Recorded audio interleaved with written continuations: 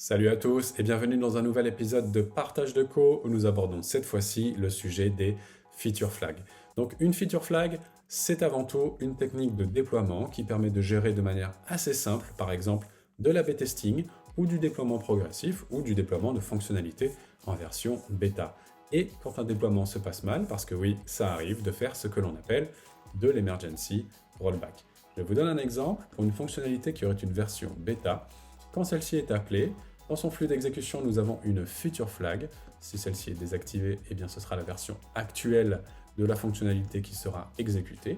Par contre, si la feature flag est activée, ce sera la version bêta.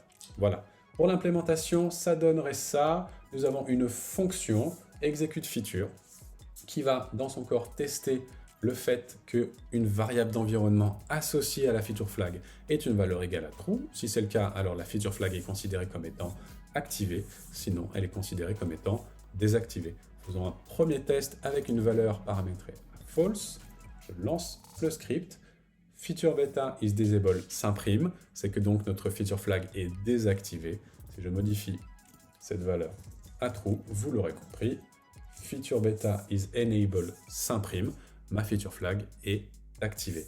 Voilà, dans 90% des cas, c'est à peu près à ça que ressemblera tout bêtement l'implémentation d'une feature flag. Pour des cas un petit peu plus complexes, comme par exemple le déploiement progressif, je vous donne rendez-vous dans un nouvel épisode de Partage de Co. À bientôt et portez-vous bien.